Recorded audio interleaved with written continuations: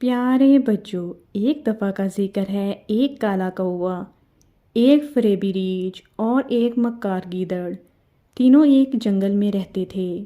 اس جنگل کا بادشاہ ایک شیر تھا، وہ اس کی خدمت میں رہتے تھے۔ ایک دن اس جنگل میں کہیں سے ایک اونٹ آ گیا۔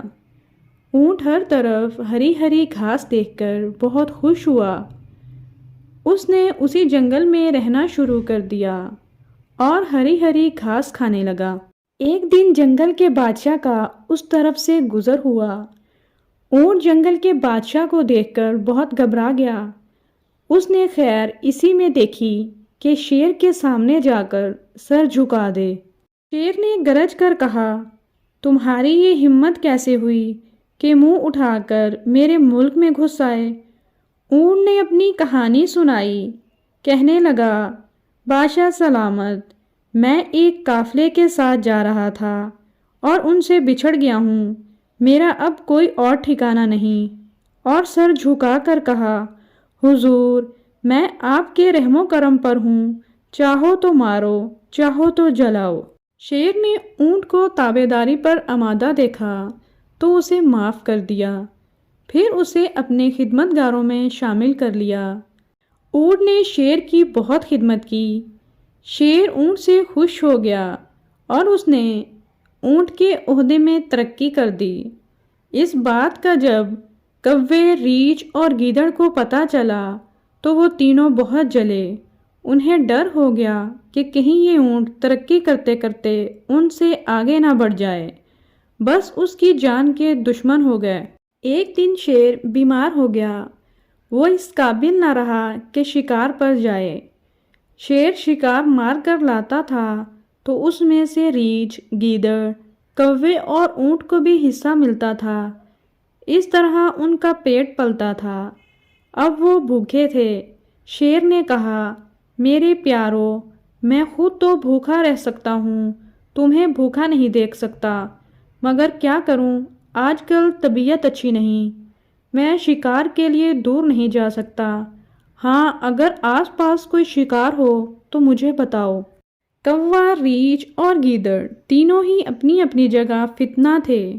انہوں نے آنکھوں آنکھوں میں ایک دوسرے کو دیکھا اور اشاروں اشاروں میں طے کر لیا۔ کوا بولا، بادشاہ سلامت، یہ جو اونٹ ہے کہیں باہر سے آیا ہے اور مفت کی روٹیاں توڑ رہا ہے۔ آپ کا نمک کھا کھا کر موٹا ہو گیا ہے، یہ کس دن کام آئے گا؟ شیر نے اس بات پر کوے کو بہت ڈانٹا ڈپٹا اور کہا، کیا تم نہیں جانتے کہ اونٹ ہمارے وفاداروں میں سے ہے؟ شیر اگر اپنے وفاداروں کا شکار کرنے لگے تو وہ شیر نہیں رہتا۔ کوا چپ ہو گیا۔ پھر تینوں الگ جا کر کوئی ترکیب سوچنے لگے۔ ایک ترکیب سوچ کر شیر کی خدمت میں حاضر ہوئے۔ اونٹ کو بھی یہ کہہ کر ساتھ لائے کہ چلو، حضور کی طبیعت آج زیادہ خراب ہے، ان کی مزاج پرسی کرائیں۔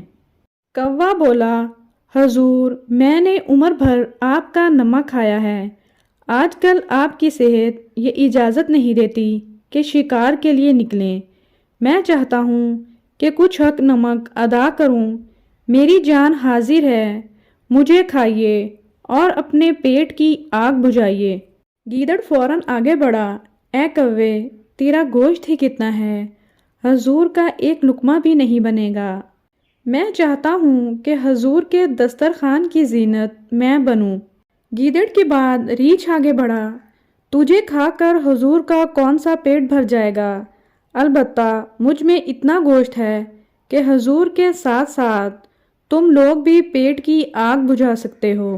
کوا بولا، یہ تو ٹھیک ہے کہ تجھ میں گوشت اچھا خاصا ہے، مگر تیرا گوشت صحت کے لیے مضر ہے، حضور کی طبیعت آج کل اچھی نہیں، تیرا گوشت کھائیں گے تو طبیعت اور خراب ہو جائے گی۔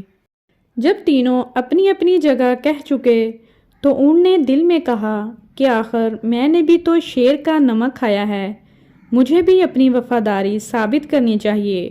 بڑھ کر کہا، حضور، میں حاضر ہوں، میں بڑا جانور ہوں، میرا گوشت بھی ایسا ہے کہ بیمار بھی کھائیں تو انہیں بھی کوئی نقصان نہیں ہوتا۔